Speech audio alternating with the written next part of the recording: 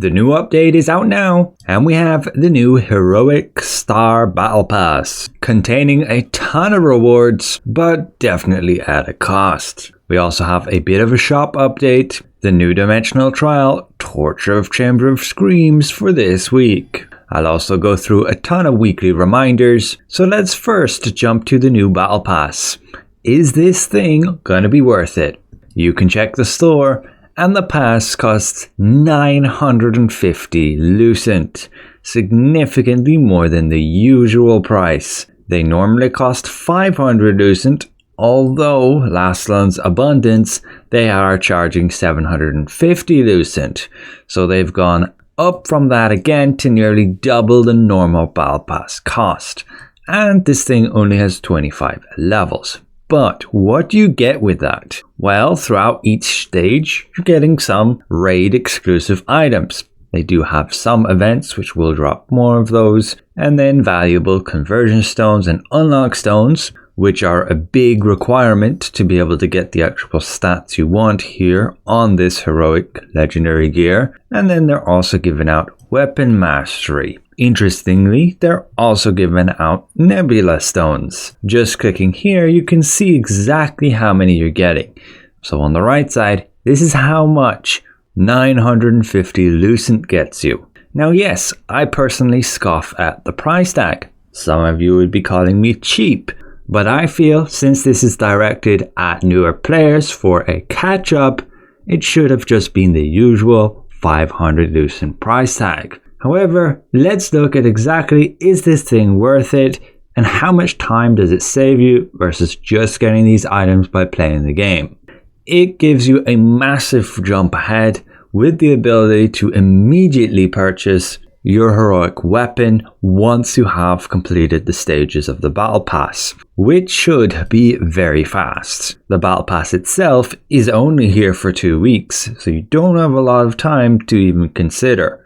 Do you want to get that thing or not? But let's have a quick look at the actual rewards you are getting and what do they mean in terms of time saving. Because you could simply just not purchase it, play the raid on normal and hard, and simply get those materials and those drops. Well, if we look at Chaos Prisms, you need these to craft the heroic equipment growth stones to level up that heroic equipment. If you look at the average cost to get to level 12, that's 264, meaning you need 264 of those Chaos Prisms. This Battle Pass will give you a whopping 150, which should easily get you to level 9, even if you're a bit unlucky. However, let's look at how much time would it take you to actually get these by just doing the raid every week here. Well, this is what you're kind of looking at. You're not getting a whole lot of Chaos Prisms per week. Like 23 if you do both normal and hard, all the 3 gates, on top of purchasing the extra 5 Chaos Prisms here, which I highly recommend. You can of course get lucky with some certain pouches and chests. There are a few here and there you can get, even through the battlegrounds, that usually have a 5% drop rate. I'm not going to account for those because that's a pretty tiny drop rate, all things considered. So yeah, you're saving a significant amount of time by straight up purchasing 120 of these over 4 weeks of time. Let's just put that to a month.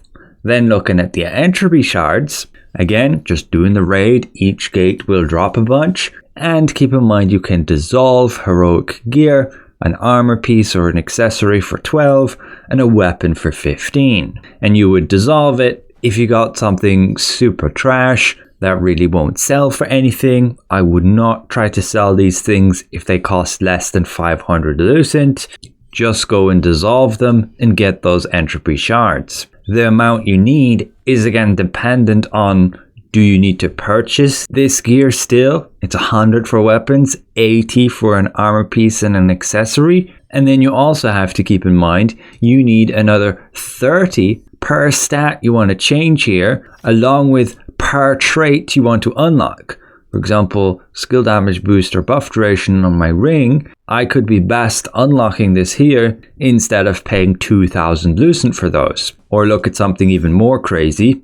the heroic traits, these stat effects. Let's say I want wisdom on my weapon. If I actually wanted to unlock that here, that's nearly 4,000 lucent. And this is cheap because it's a wand and not everybody goes with heroic wands. And again, looking at how many you can get per week, it's going to be about 33. Again, excluding events and like the usual battle pass gives a few. So getting this battle pass and getting another 120 here is just under 4 weeks of time saved. So ultimately, this battle pass is about a month's worth of doing the raid in terms of rewards you're getting that you purchase just with those chaos prisms and entropy shards. But then you look at the unlock stones. You're getting over 725, and this is going to be about 2 weeks and a bit worth just doing these activities, because if you 343 per week on average, and then per month you can get over 1,700 when you include these other sources. So yeah, it's a decent boost, but it's like, again, 2 weeks worth.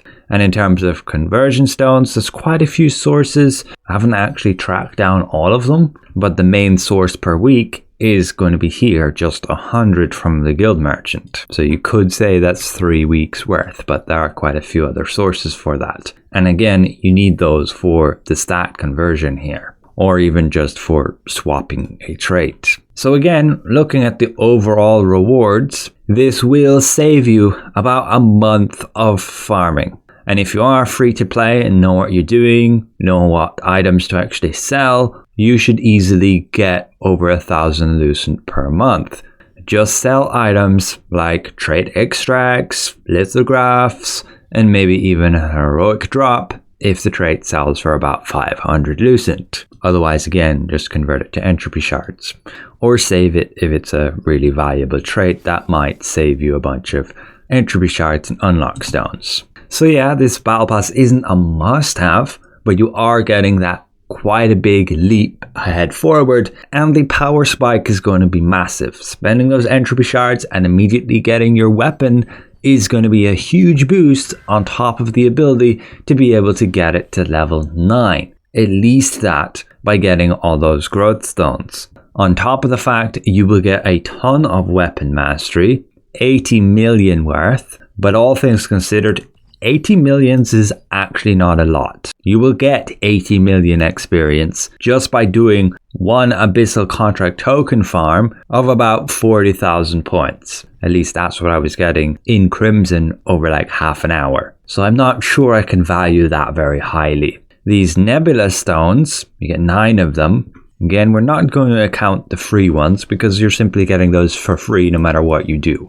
You can head here in Harbour Village over to the Nebula Merchant. And these greater stones you can use to purchase these greater Nebula Conquest chests. I believe you can also dissolve the greater stones and you will get regular Nebula stones, which can get you some unlock stones and some noble blessing pouches. But you could just as well save them up for the greater Nebula chests. They will always give you some unlock stones and then a tier 3 item, which at a tiny chance can give you a good tier 3 Nebula accessory. So yeah, if you want about a month's catch up, I would go for it. Just keep in mind you only have 2 weeks to consider purchasing it before this thing is gone. And we will be getting a new battle pass next week as Necromancer's Star is ending. If we check the event calendar, it doesn't look like they've added a teaser here. We had maintenance, so check your mail and get your downtime ornate coins and spend them how you will in the store here. Just don't buy the runes, because for whatever reason you only get 1 instead of 10. Somebody missed a digit. Jumping to the shop, we can see what's new here. They have this morph bundle with this horse, this reskinned eagle, and this manta ray. Some housing, flooring, and wallpaper. And they've returned with a bundle which includes the Halloween costume from last year. That also comes with the weapons, which includes newly the orb and the spear, as we didn't have those weapons when Halloween came out last year. We've got the greatsword, the staff, the bow, sword and shield, the daggers, crossbows, book and wand. and they'll be there for 3 weeks, with the bundle also being here for 3 weeks, so plenty of time to consider if you want to purchase it. But 1,200 lucent for that, and 600 per weapon. Otherwise, some rotations of some morphs and amatoys and these tombstones, and that's about it. I do want to quickly check, did they fix the bug where you could get these 6 debuffs at lower tiers with these trials? And it looks like they potentially did, because I can't enter. I am in a party, and clicking the enter does nothing. If I leave the party, join a new party, now I enter, it works, but I won't have those debuffs as I had to create a new party. So I think that's a workaround. They simply won't let you open the instance if that's what you're trying to do. So that fixes the bug where you could get a higher score than intended through those modifiers, along with a higher chance for the golden chests. The accumulated point rewards should be the same here, and I recommend going for them. Even if you're newer at the game, you can just do tier 1 21 times throughout the week and get all of those. The runes are pretty valuable, and even those other items. But looking at some weekly reminders, visit your Sundries merchant, get these contract scrolls, go ahead and do them as well during your Abyss token farms. After you do all these activities, you will get tons of Abyssal contract tokens. Spend them while farming in these Talandre Abyss dungeons, using those contract scrolls. Just make sure to use this buff food, including apricot pie or golden apple pie. Do your resistance contracts, ideally getting the ones with the polished crystals here. Spend those coins on the extract stones and ink, and maybe even the mystic keys every day, going around the map and opening those globes. Get the conversion stones from your guild merchant, using those guild coins that you will mainly get through doing your guild raids. It will depend on your guild how you distribute that loot, and there will also be guild contracts which will also give you those coins. Go to as many of these field bosses as you can, 5 per day. You will get resistance medals, which you can spend at this merchant. I usually get the unlock stones, but there are some other useful items there. Just have a look. Do your battlegrounds, ideally get those 10 wins, and you can spend the coins here. I usually recommend getting the runes until you have high enough level you're comfortable with, and then purchasing these chests, and even the obsidian if you don't already have your black anvil weapon. You can go to the Lawless Wilds, spend about 5 hours there just farming mobs for stones, and spend them here, again on pouches, unlocked stones, and chests. And of course, do the raid. Do it on normal, and do it on hard. Do not try to queue up via the party matchmaking. You'll probably get a terrible group, maybe you get lucky, but just simply go here and go to the party board. Apply to what you think is a decent group. Just have a look at the leader. Do they have decent weapons? If they're not showing them, then don't trust them and move on and pick another guy. Just have a look at his rune levels. If he's been playing for a while, he should have 100, and see how cheap he is with regards to traits. Ideally, join a Discord call, but you probably don't need it for normal, but maybe you do for hard. Go to that merchant. Get those prisms like we said. I don't recommend the pouches, they just don't have a good enough drop rate on this stuff. And otherwise save them for items you need, 1 armor piece, 1 accessory, and 1 weapon. Can't slot more than that. I recommend always the main weapon you're using, just be careful which one to pick, and then the arms and the ring. You can't really go wrong with those, unless you want to do a PvP specific build. And other than that, spend those tokens for your co-op dungeon chests, do your random normal queue here for the extra loyalty coins and these chests, and then ideally do the random matchmaking for the Torture Chamber of Screams here, getting also this chest. You do that 21 times and you'll get enough points to claim all these rewards too. You can of course try and go for a rank for this score to try and get these extra rewards, but you'll want to do like at least tier 6 or better. Do your solo dungeons here, 3 of them on the highest tier you can, ideally. Do your Gate of Infinity, get these achievement rewards, and do your Taydale's Tower via the 3 contracts that you just purchased. And overall, that should be it and everything for the reminders, other than you can do 7 dynamic events, and the one I recommend is always going to be Healing Touch for Divine Beasts. getting upwards of 9 extra crystals if you get 700 points. So I hope this helps. Again, if you are new, you can save yourself about a month of playing the raid with regards to this new battle pass. It's up to you if that's worth it, but it is a pretty huge power spike getting that legendary weapon and immediately upgrading it to level 9, as that's about what the battle pass will give you. Another special thank you to all these channel members for your extra support, and we'll see you guys around. Goodbye for now. Oh, and you may have seen the titles here. They're kind of funny. It's Orbin time. Yep, the devs definitely know what's up. You may have seen the creator roundtable, and Tico definitely said he wants the orb to be overpowered at the start, and that's exactly what happened. And I also gave the warning, don't invest in it unless you want it to be your main weapon, even when the nerfs happen. And the other one is unlock stoned. Just by the sheer amount you gotta be spending to get the right stats, and even to unlock those expensive traits.